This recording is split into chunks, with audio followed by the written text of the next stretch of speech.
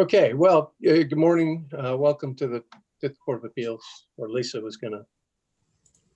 Hold on one second. The Fifth District Court of Appeals in Dallas, Texas is now in session. Justice Whitehill presiding. All right, good morning. Welcome to the Fifth Court of Appeals. We'll call cause number 0519-0077 CV, in re M.G.G, J.O.G, E.A.G. All counsel here and ready to go. Just, yeah, say something.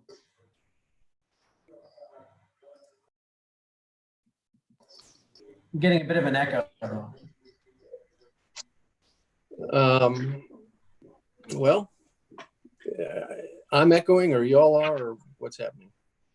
Your Honor, let me give it a try. This is Jeremy Martin for the Appellee. No Okay, echo great. here. Hearing you fine, Mr. Drummond. And this is Dylan Drummond for the appellant, Mr. Gustafson. All right, well, this is going to proceed pretty much like a normal oral argument, only we're not all in the same room at the same time. We'll remind everybody that we have read the briefs, we've read the relevant parts of the record, we've read the important cases. You're familiar with the timing system, the lights in front of you. If any of us have anything that might go off during the argument, then do that. With that said, then let's go ahead and get started. Appellant, go forward. Apologize if there's feedback on my end, but I'll begin. Thank you all.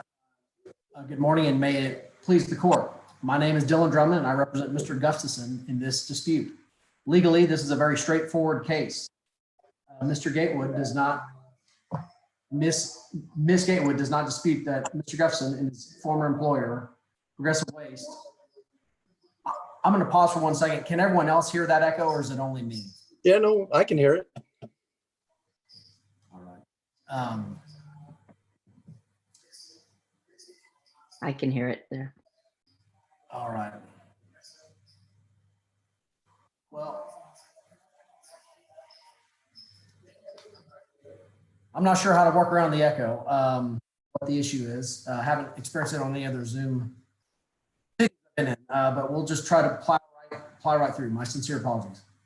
Ms. Gatewood does not dispute below that Mr. Gustafson or his former employer, Progressive Waste, paid the correct amount of taxes owed, $110,000 on the proceeds generated by the sale of the assigned shares, which was $255,000.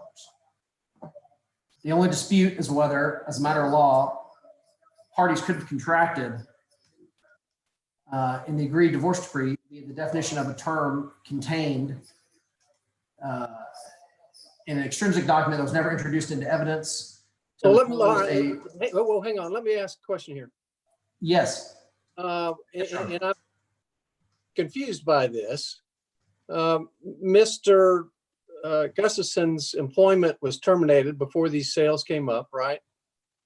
Yes, yes, Your Honor. Okay, and so his participation in the plan was either at the same time terminated or was in the process of being terminated, correct? Yes, he was terminated in May of 2015. Hey, I'm talking. That being the case, why isn't this case governed by the second of the two relevant paragraphs in section 24 of the decree? We believe it's governed by the sales paragraph. Right.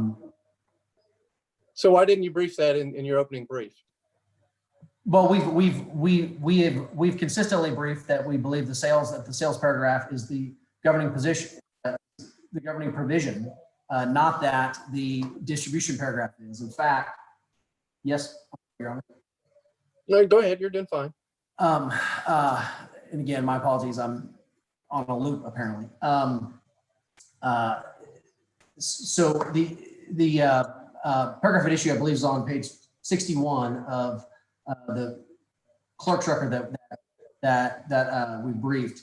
it says repeatedly, at least 3 times in that paragraph, that net sales to satisfy tax liabilities is the governing provision. But nowhere in that paragraph does it mention even once the defined term of distributions. Therefore, Yeah, whatever I understand that you repeatedly asserted that that's the governing paragraph, but what you didn't tell us in the opening brief is that his employment was terminated.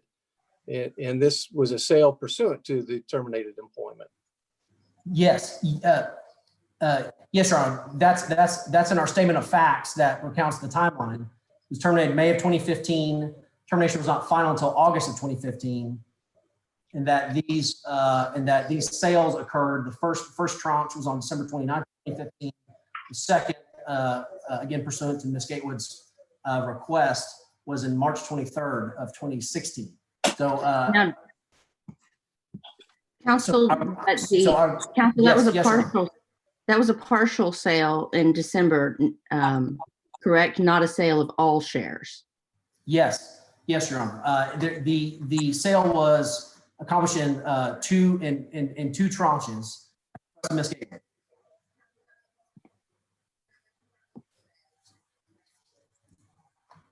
So because the defined term of distribution is found nowhere in the paragraph that governs the sale of the assigned shares, well, no matter what the definition is of it and the document that's extrinsic to the agreed divorce decree, it cannot govern sale. It only governs on dividends, as we've briefed repeatedly. Well, Mr. Drummond, let me ask you this. Yes, Your Honor. So that's one read of how to deal with the document. You guys have argued extrinsic evidence and it's peril to the contract and it wasn't admitted. But what do we do if we view it as part of the contract, properly made part of the contract by reference in the case they cite in Appellee's brief, but that it wasn't put into evidence? How do we deal with the fact that definition, if it exists, of distribution wasn't in evidence? Yes. So the mere fact that the agreed divorce decree says that any given term shall have the definition that's accorded it in a document that's extrinsic to the agreed divorce decree doesn't have any.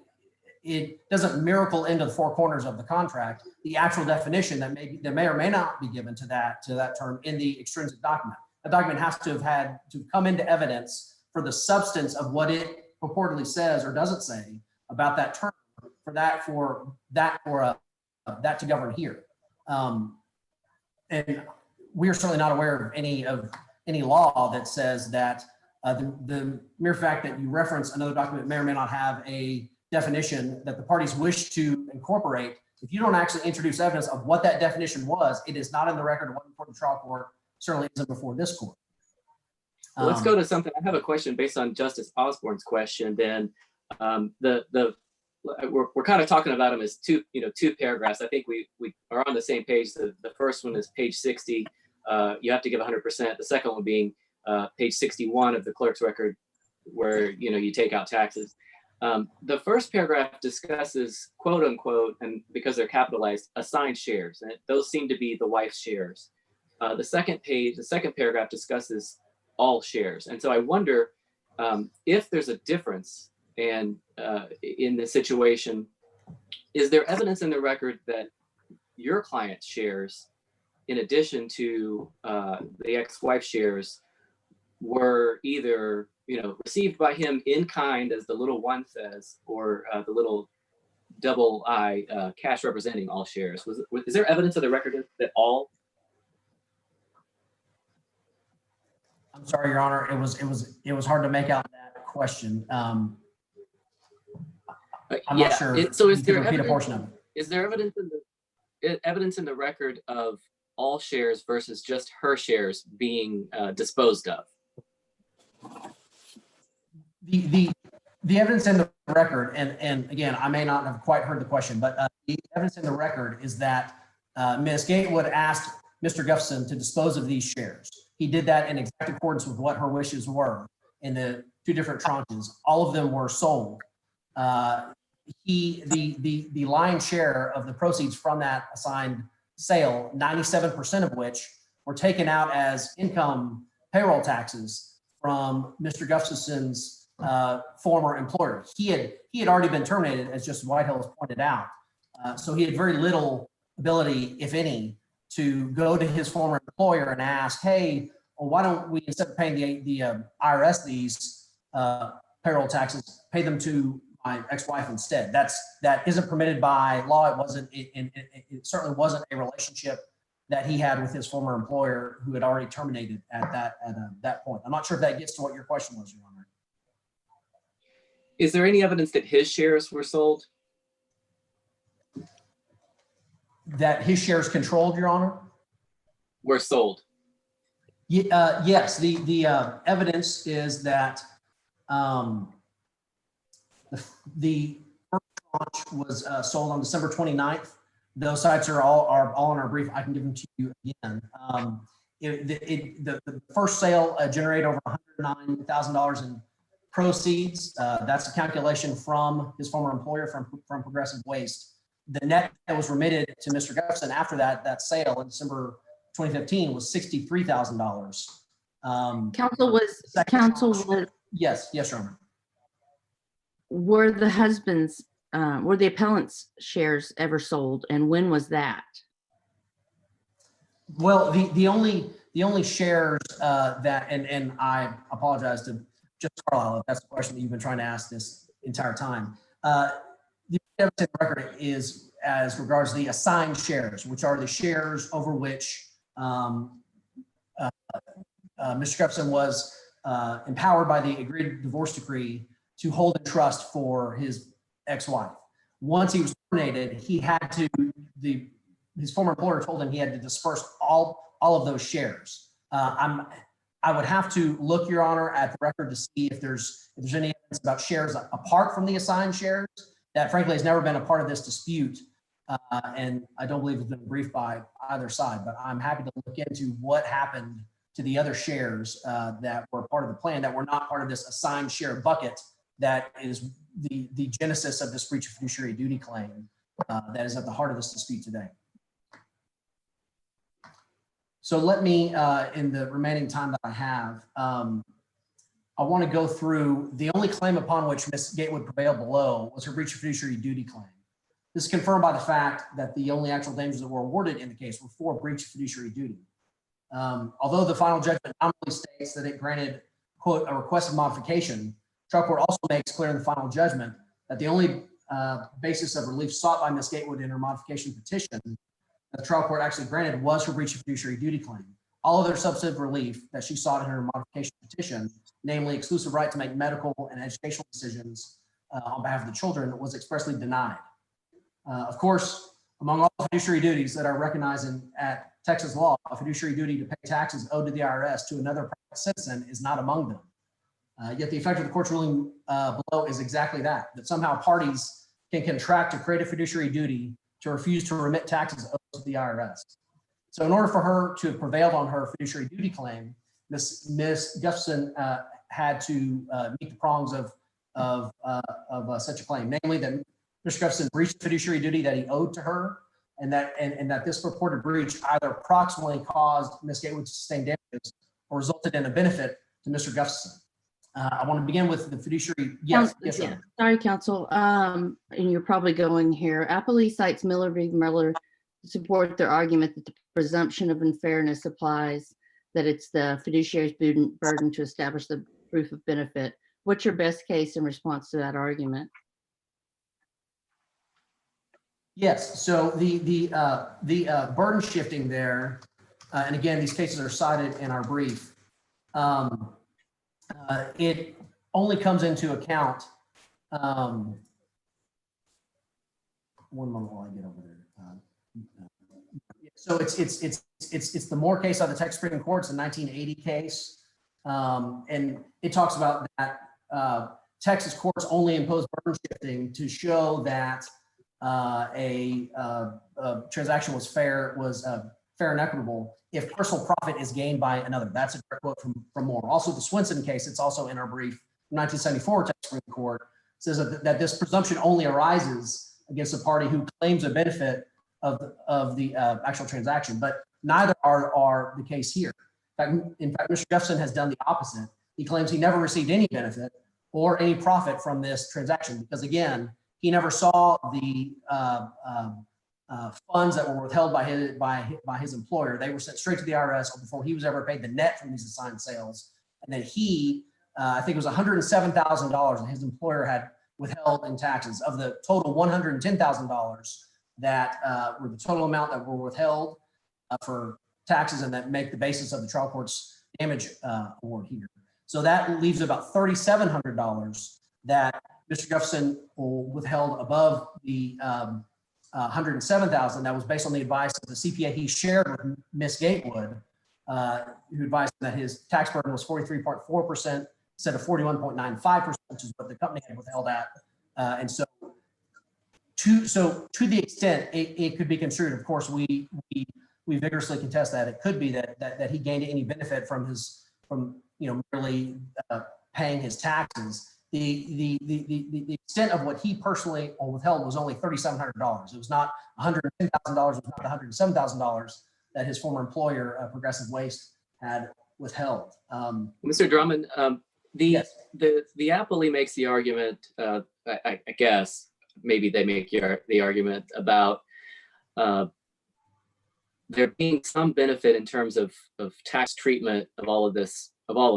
Okay, in conjunction with the tax treatment of the rest of that year's taxes for your client. How do you respond that is, or what's your case to say that's not a benefit to your client? Yes, well, below, and I believe I heard your question, Your Honor. The only evidence below that would have gone to show what any damages that Ms. Gatewood could have claimed to have suffered. Again, we contest that as a matter of law. You can suffer damages from payment of taxes to the IRS when another citizen believes wrongly or rightly they should have been paid to them. But the only documents that could have shown what those damages were or potentially could have been would have been Ms. Gatewood's her tax returns, including her 2016 tax filings and her tax rate, but she steadfastly refused to produce those. So there's actually no evidence in the record to substantiate any of her damages. The damages, again, are based solely on the amount of taxes that were withheld by Progressive Waste and the much smaller amount that was withheld by Mr. Jefferson to pay federal taxes with. And why is that not enough? Yes, Your Honor. Why is the measure of damages the trial court used incorrect? In terms of if you you take the income off the top and that's the damages. Right. Well, why is that? For several reasons. One is that nowhere does it show, does Ms. Gatewood address in her briefing that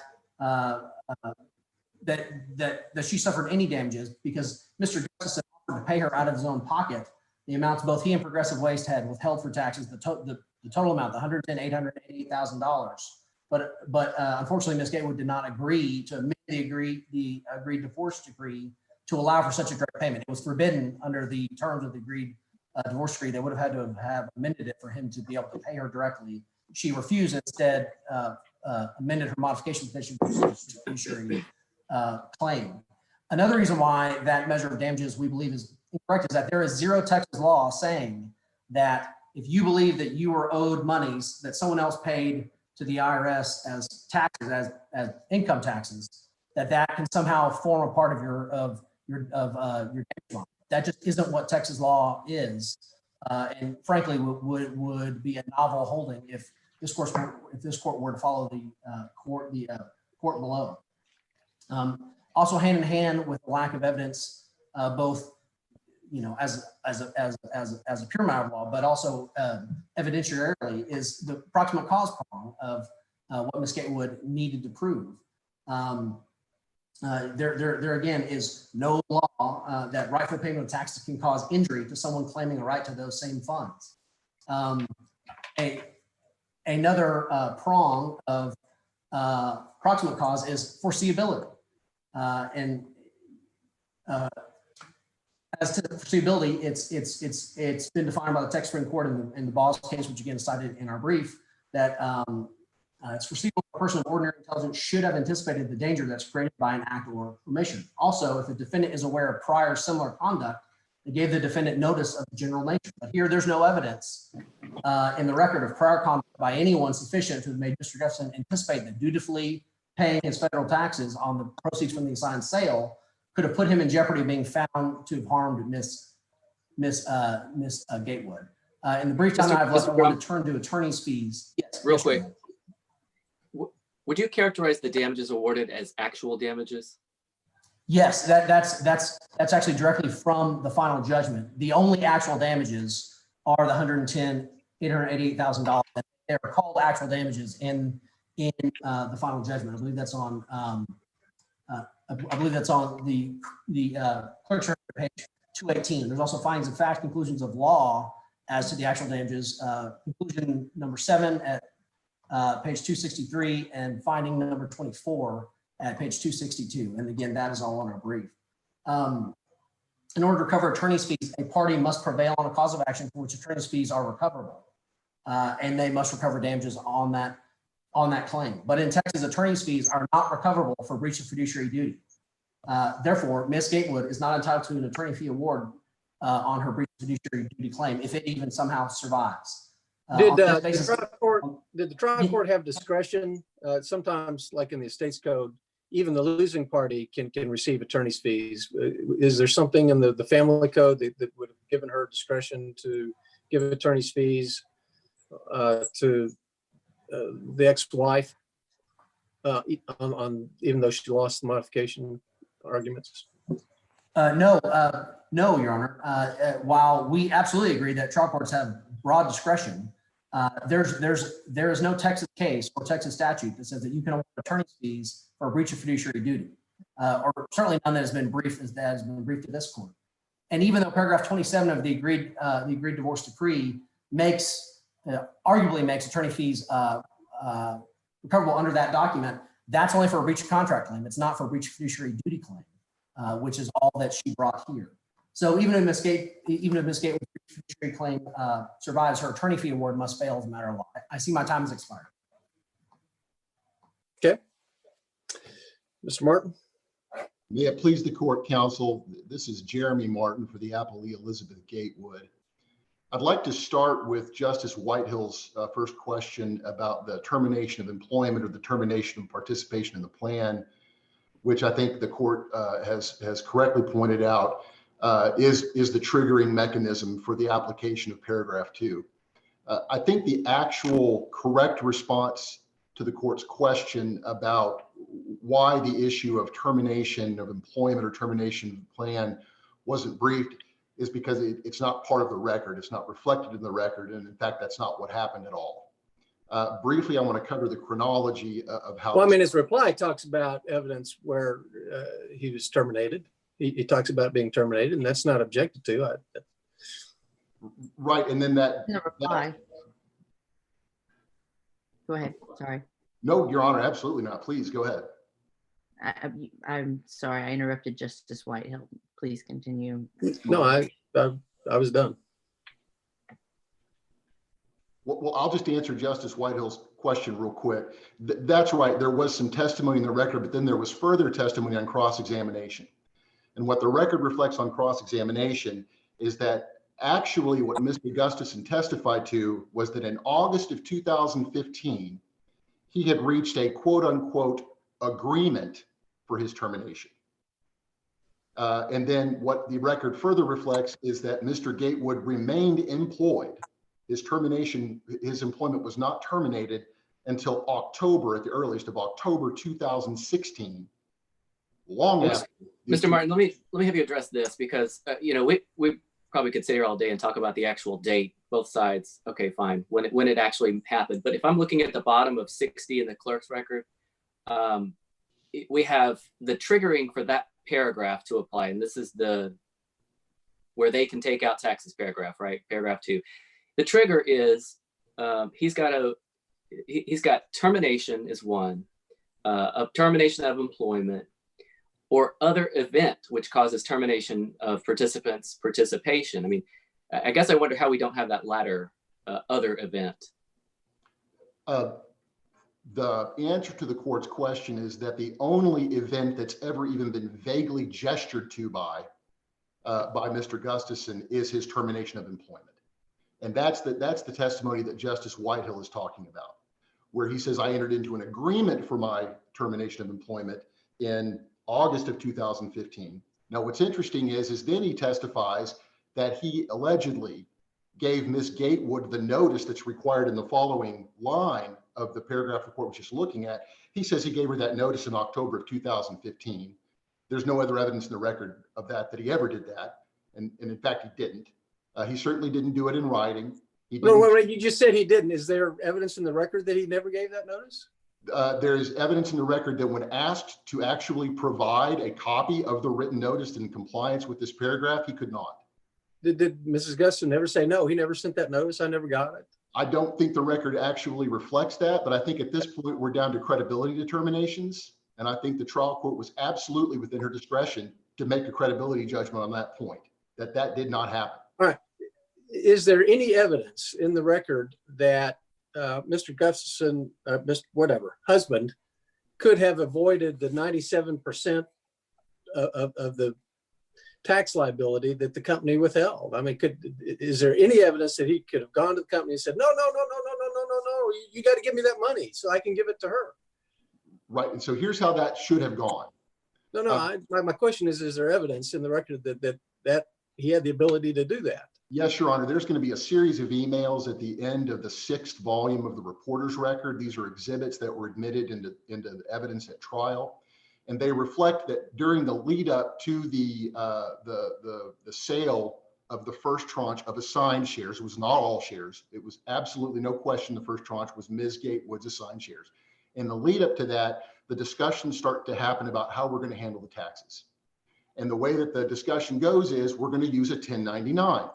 So Mr. Gustafson is going to be issued a W-2 by his employer, and then he's going to get a 1099 that's going to essentially zero that out. So he's going to come out of pocket to pay Ms. Gustafson the balance between what he gets taxed for to give her the full distribution, which is further evidence that he knows that's exactly what he's supposed to give her.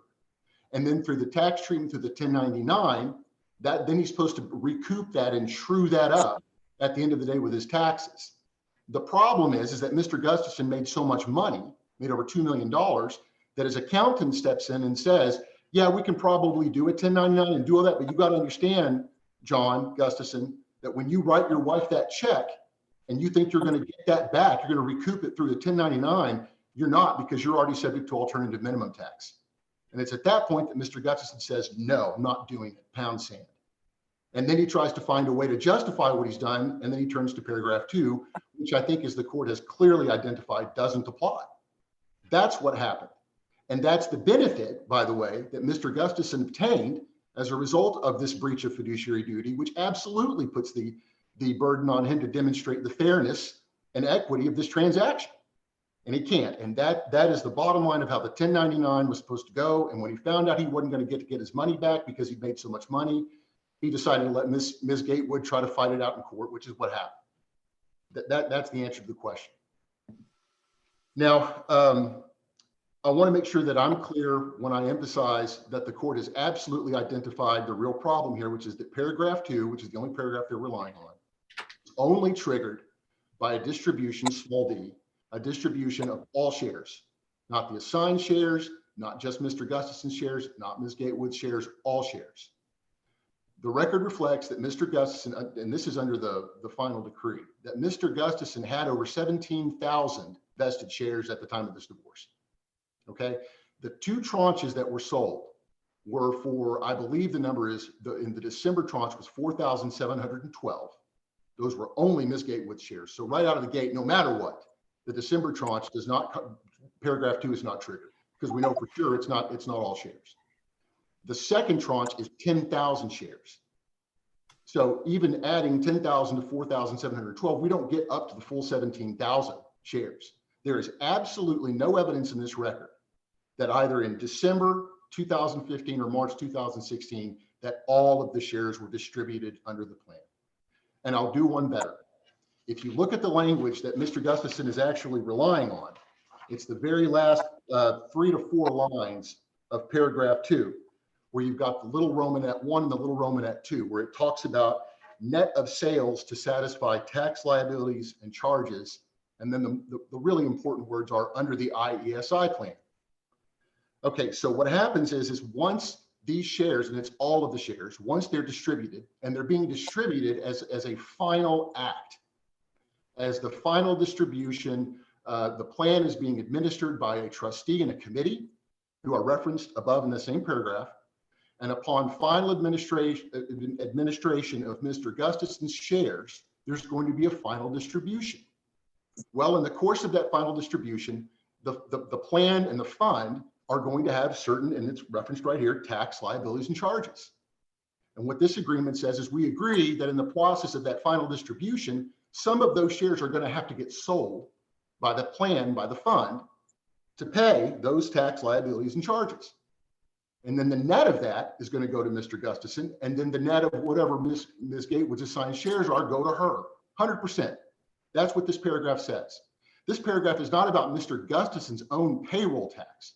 It's not about his federal employment tax. It's not about his Social Security or his Medicare. It's about the taxes and charges that are going to be paid under the IESI plan by the trustee and the committee.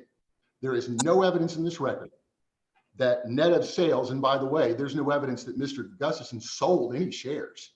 And in the process of this, the shares were sold by the committee and the trustee.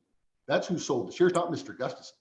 So the net of sales to satisfy liabilities and charges under the IESI plan means, Ms. Gatewood, you're agreeing that upon final distribution, upon Mr. Gustafson's no longer participating in this plan, you understand that when you get your money for your assigned shares, that they're going to be net of whatever the committee or the trustee had to pay as part of administering the plan, not net of Mr. Gustafson's income tax. That's not what this says. And again, the whole way to fix this was the 1099, which Mr. Gustafson subsequently decided he didn't want to do because he made too much money and wasn't going to be able to recoup that at the end of the day when he trued up his taxes. And as wealthy friends of mine will say, I've never had it said to me, the good news is you made a bunch of money. The bad news is you made a bunch of money. So your alternative minimum tax is going to zero you out and you're not going to get that money back. And that's what this was. Mr. Gustafson just said, I don't want to pay it. Now I want to hit 2 more issues briefly. One is the measure of damages issue that the court has raised. And the argument is that Mr. Gustafson said it's not actually the $110,888. It's instead sort of what they refer to as sort of a delta between what Mr. Gustafson had to pay under his tax rate and what Ms. Gatewood would have had to pay under her tax rate. That's what it really is. Obviously, we disagree with that based on the analysis I've just explained to the court. But the part I want to make sure the court is aware of is that after the trial, before the final judgment, the trial court sent the parties a written memorandum order. And in that memorandum order, the court says, I am sustaining the breach of fiduciary duty claim, and I'm going to grant actual damages. Now she says, I'm not going to give punitive damages, which I will submit to the court was a lucky thing for Mr. Gustafson. I think this record absolutely supports the imposition of punitive damages, but be that as it may. She says, I understand that we have a dispute about how much those damages ought to be. So I've got the 110,888. Mr. Gustafson, I am inviting you to submit to me your counter proposal. The record reflects that Mr. Gustafson never accepted that invitation. He never offered her an alternative amount of damages, and we would submit he shouldn't ought to be able to do that now here in front of this court when he didn't take. Well, let me ask you this, Mr. Martin. Mr. Martin, so are you saying that he, by that inaction, has waived a sufficiency challenge on appeal? Is that the argument? I would say that, Your Honor. Yes, I absolutely would say that. Well, I mean, you can't waive a legal sufficiency challenge. I guess that I don't think that's the case. But to the extent he wants to fight about factual sufficiency, he was given an opportunity. If he had an argument to make to the trial court about what that amount should have been, he could have. Now, what he's going to say is, I couldn't because we asked for Ms. Gatewood's tax returns and she wouldn't give them to us, and so we couldn't figure out what that ought to be. Well, the problem with that is, as explained in the briefs, it was the last minute. We objected. Of course we objected because he doesn't get her tax returns. That's a confidential document between Ms. Gatewood and the IRS. If he wants her tax rate, that's an interrogatory. That's not a request for production. But regardless, he didn't get the objection heard. He didn't get it ruled on, nothing. So all that's waived. So that's the end of that argument in terms of we couldn't figure out what a tax rate would have been. He had an opportunity to give the court an alternative measure of damages and he didn't do it. And so, yeah, he's waived it. Now, the second part I want to be sure I get to is the argument that it's the third issue about the mental health records. And I want to make sure the court is clear that the record reflects that there were 2 hearings back at the end of 2014 and 2015 directly relating to Mr. Gustafson's mental health records. And neither of those hearings made it into the reporter's record. And as this court knows, when you've got evidence that hearings were conducted and the transcripts of those hearings don't make it into the record on appeal, the court is to presume that whatever needed to happen during those hearings happened to support what the trial court did. So I just want to make sure the court's aware of those 2 hearings were December 16th, 2014 and January 6th, 2015. I'm not really sure what else the court has questions about. I'm happy to answer them. But otherwise, I think the court has it and understands the issues. I'd like to explore one wrinkle with you, Mr. Martin. Back to the our 2 paragraphs. So the first paragraph, we haven't really talked about that one a whole lot. And the first line, the triggering line of that first paragraph is during all time periods when participant's account holds any assigned shares. And I wonder if at the time when the second tranche was sold, it seems to me that the participant's account held no assigned shares. Would you agree with that, or how do you address that? Well, the first thing I would say to that is that argument's never been raised, but I understand the court wants to have a discussion and that's fine. I think that what this paragraph means is that as long as you're holding them, that includes when you sell them. So, right, you're right. Immediately after the sale, you don't hold them. But as long as you're holding them until they are all sold, and that is the time, that's the effective time, then 100% of distributions go to her. And 100% of distribution is supposed to go to her under paragraph 1 or paragraph 2, except for the tax liabilities and charges under the IESI plan, not Mr. Gustafson's own income tax. So that's the answer to that question. Go over it for me again. I'm sorry, anything else, Corey? Okay, go over for me again slowly because I'm not real quick. Where we know that he had the ability to go to the employer and say, you know, that portion that you're going to withhold from me in respondent exhibit 1, don't do that. Just go ahead and give me that money so that I can give it to my ex-wife. I'm sorry I wasn't clear. I wasn't suggesting that was an alternative to Mr. Gustafson. Mr. Gustafson's alternative, which he specifically represents in those emails he can do, is come out of pocket, is the way he talks about it. Come out of pocket and write her a check for that $110,888. And then at the end of the day, right, once the 1099's been issued, then we sort it all out on the tax returns. That's how that's supposed to go. And your position is he had a fiduciary duty to do that? My position, he had a fiduciary duty to do that, and anything else he had to do to completely and totally and fairly implement paragraph 1, which is to make sure she gets 100% of any distribution, capital D, which we know is larger than dividend, any distribution attributable to her assigned shares. He had a fiduciary duty to make that happen if it was possible. And he said, I couldn't do it through a 1099 DIV. That's his big argument. I want to make sure that's clear. That's his big argument. And this says 1099 DIV. Putting that aside, which we don't accept, putting that aside, because again, as we pointed out in our brief, 1099 DIV form is entitled dividends and distributions. And there's also a separate blank for distributions on that tax form. But putting that aside, that's just a vehicle that's identified in that paragraph to implement it. To the extent he can't do a 1099 DIV, he can do a 1099. He just doesn't want to. because as a result of his alternative minimum tax, he's not going to be able to true it back up and recoup that money. Well, how is that, Mr. Martin? How is that? It sounds like to me, maybe you're adding words to the contract to make it say what you'd like it to say here. I mean, I think that's what Mr. Drummond would say, is we're trying to add words to make it right. Trying to add words in terms of adding that there can be a 1099 used instead of a 1099 DIV? Well, however he would deal with it, you know, because it says shall timely provide the 1099 DIV. And I think the way you do that is you timely provide it. I'm sorry. No. Okay. Go ahead. That you timely provide a 1099 DIV if your accountant tells you, okay, this is a dividend from the shares, give her a 1099 DIV. But to the extent that 1099 DIV doesn't work, this doesn't say it's the exclusive vehicle or mechanism by which to handle the tax treatment on this. That's not what this says. And by the way, nobody knew Mr. Gustin. Well, I don't want to say nobody knew Mr. Gustin would make over $2 million such that the alternative minimum tax would zero all that out. But what is clearly contemplated here is that that's the way the tax treatment is going to be handled. He's going to give her 100% of the distribution. And then to the extent there's a tax issue that needs to be resolved, we're going to do it through a 1099, whether it be a DIV or whatever. And his own expert testified in trial that he could have done it under a 1099. The only argument Mr. Gustin raises in response to that is, well, she didn't give me a W-9.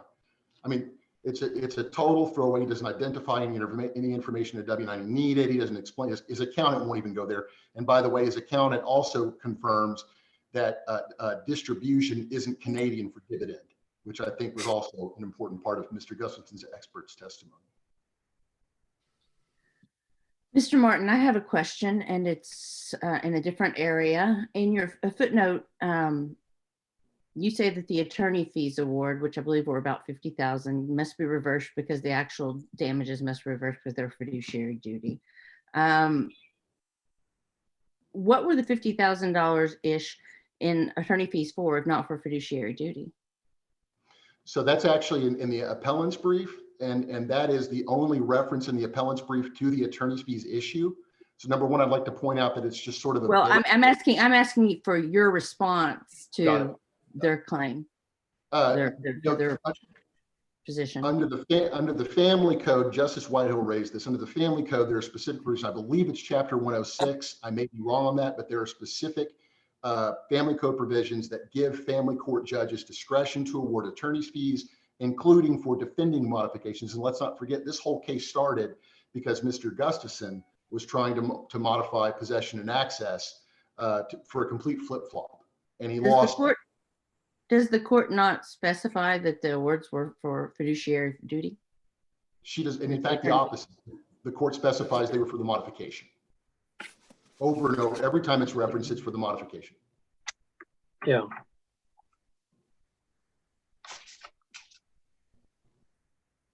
And with that, I'll, yes, Your Honor. Oh, I was just going to ask my colleagues if they have any additional questions. Okay, thanks. Thank you. Mr. Drummond. Thank you all. I've called in from my phone to see if that fixes some of the audio problems. Hopefully this will be a little bit better than the opening. Yep. So I wasn't able to hear much, but I did hear a couple things I want to respond to in my brief rebuttal. Opposing counsel made mention. We lost you. No audio. Okay.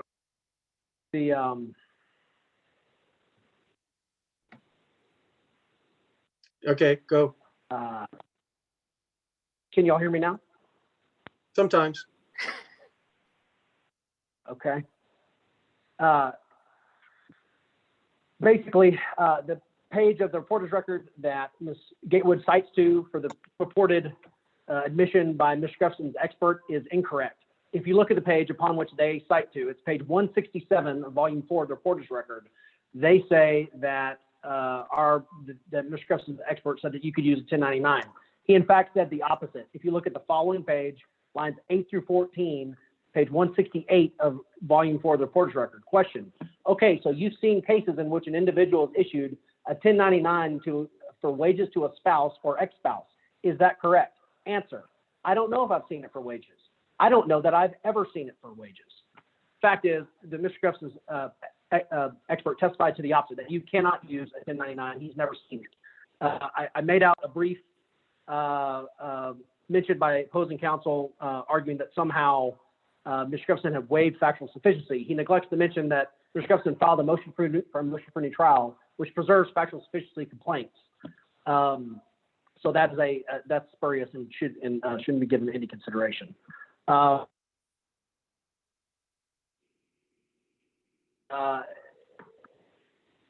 Gustafson was not going to propose damages for a cause of action that he did not believe he should have lost on. So the mere fact that he didn't submit a counterproposal on damages is not waiving that. He can still complain about the legal factors. He chose the Texaco approach. I'm sorry, Judge? You're saying he chose the Texaco approach, and Texaco Pinto, all or nothing. Well, yes. I mean, but it doesn't impinge upon his ability to complain about the legal and factual sufficiency of the evidence underlying that damage award, merely because he elected not to submit a damage model that would have been against his legal interest. That is not how Texas law works. In fact, he filed a motion for new trial preserves his factual sufficiency complaint. So at least I heard that much.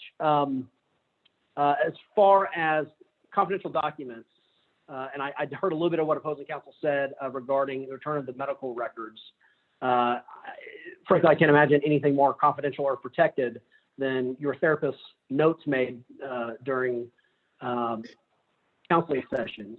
And right. Yes, sir. Let's talk about that, because let's assume it's preserved. Let's assume she had no authority to do it. These things are tied up under seal in the court vault, in the clerk's vault. What is this harm? Well, frankly, the records were disseminated to Ms. Gatewood, and they were used in a deposition, as we recount in our brief. So they haven't always been as tightly sealed. But those are supposed to be coming back, right? The ones we're talking about on appeal are the ones that are sitting in the clerk's vault. Yeah, but the argument that we make on appeal is that it's an abuse of discretion. One, because the court never made any findings or conclusions to support its holding in its final judgment, which it's obligated to do. And two, because there is no, it is unreasonable and it's arbitrary, without referencing a legal guiding principle, to insist upon the court holding Mr. Gustafson's mental health records until 2026, when his youngest child reaches the age of majority. That just frankly is not a reasonable ruling by the trial court. And so, and as far as the preservation complaint, we addressed that in our reply brief. I'm not sure how much more open and notorious that you can get than titling your motion to return medical treatment and therapy records filed over 3 years ago. While the court did issue an injunction, that injunction did not return his medical records, which is the relief that he was seeking, and it's the relief we complain about here. My time has expired, and thank you for your time. Any additional questions, justices? No, thank you. All right, thank you all for your fine arguments and briefs. The case is submitted. This court is in recess. We'll issue an opinion as quickly as we can. Thank you. Thank you, Your Honor. Thank you both.